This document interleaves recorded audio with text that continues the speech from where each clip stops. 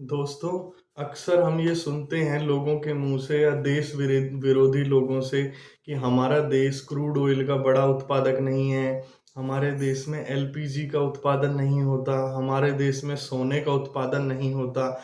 लेकिन ऐसा नहीं है दोस्तों, बहुत सारी ऐसी चीज़ें भी हैं जिनके मामले में हमारा देश दुनिया में पहले नंबर पे आता है, दुनिया का सबसे बड़ा उत्पादक है। उन्हीं में से एक चीज़ मैं आज लेकर आया हूँ, वो है यूपीआई, यानी कि यूनिफाइड पेमेंट इंटरफ़ेस। हाँ दोस्तों, वही यूपीआई जिससे आप किसी भी दुकान पे सामान लेने जाते हैं तो क्यूआर कोड स्कैन करके पेमेंट करते हैं। आप झट से अपने दोस्त को बोल देते हैं गूगल पे कर दूँ, फ़ोन पे कर दूँ, पेटीएम कर दूँ। लेकिन हम इतनी जल्दी इतना रियल टाइम ट्रांज़िशन कैसे कर पाते हैं? इसके पीछे का राज है यूपीआई, यूनिफाइड पेमेंट इंटरफ़ेस। दोस्तों, ये यूपीआई जो है हमारी एनपीसीआई ने डेवलप किया है। एनपीसीआई है national payment corporation of India. ये आरबीआई के अंडर में काम करता है। दोस्तों, यूपीआई की शुरुआत 2016 में हुई थी। उसके बाद से इसने इस तरह से रफ्तार पकड़ी कि आज हर छोटे से छोटे गांव में छोटे से छोटा दुकानदार से लेके बड़ी से बड़ी दुकान पर यूपीआई का क्यूआर कोड मिल जाता है और हम बड़ी ही आसानी से उसको स्कैन करके अपना पेमेंट कर देते हैं। दोस्तों, यूपीआई के मामले में भारत दुनिया के बड़े-बड़े देशों को भी पीछे छोड़ के नंबर 1 पर बना हुआ है।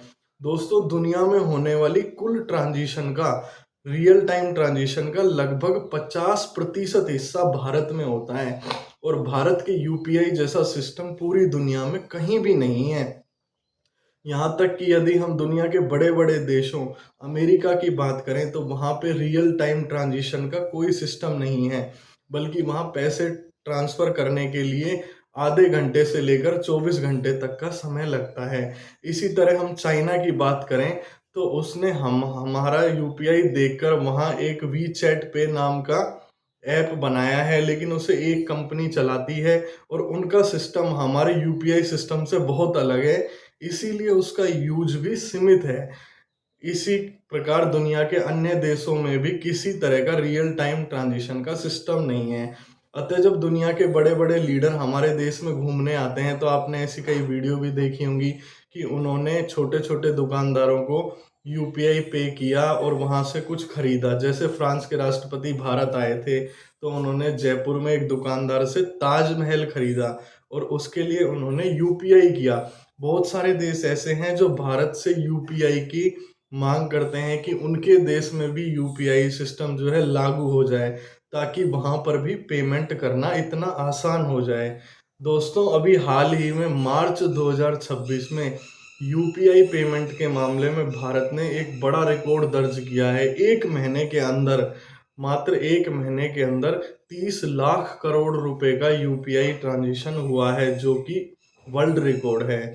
दोस्तों, यूपीआई जैसा सिस्टम किसी भी देश के लिए डेवलप कर पाना बहुत ही गर्व की बात है और 2016 के बाद से जिस तरह हमारे यूपीआई ने ग्रोथ की, इसके पीछे कई कारण भी थे। उस समय डीमोनेटाइजेशन हुआ था, यानी कि नोटबंदी हुई थी, तो नोटबंदी की वजह से डिजिटल ट्रांज़िशन का ये युग आया जिसको लोगों ने स्वीकार किया।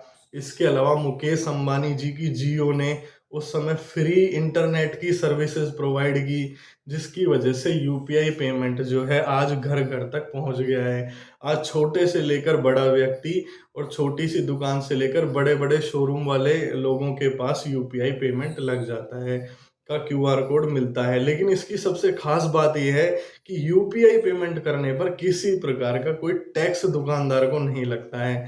पहले क्रेडिट कार्ड, डेबिट कार्ड से पेमेंट किया करते थे, तो पोस्ट मशीन में दुकानदार को 1 से 1.5%, 2.5% तक का मर्चेंट चार्ज देना पड़ता था। इसीलिए लोग बागों ने, दुकानदारों ने उसे स्वीकार नहीं किया था। लेकिन आज की स्थिति के हिसाब से यूपीआई ट्रांज़ैक्शन को सभी ने स्वीकार कर लिया है, क्योंकि इसमें किसी भी प्रकार का कोई चार्ज नहीं लगता है और दुकानदारों को भी इससे पेमेंट में आसानी होती है। सबसे बड़ी बात तो ये है कि छुट्टे की जो समस्या थी, वो सोल्व हो गई है। दुकानों पर खुले पैसों के लिए अक्सर लड़ाई झगड़े हुआ करते थे। कुछ छोटा-मोटा अमाउंट अगर बैंक से निकालना है तो उसके लिए लाइन में लगना पड़ता था। यदि हमें छोटा अमाउंट किसी को ट्रांसफ़र करना है तो आरटीजीएस, एनईएफटी जैसे काम में लेने पड़ते थे, जिनमें आधे घंटे से लेकर 24 घंटे तक का समय लगता था। लेकिन अब 1 लाख रुपए तक का अमाउंट हमारे देश में बड़ी ही आसानी से एक व्यक्ति से दूसरे व्यक्ति तक ट्रांसफर किया जा सकता है, जिसके पीछे का कारण है यूपीआई,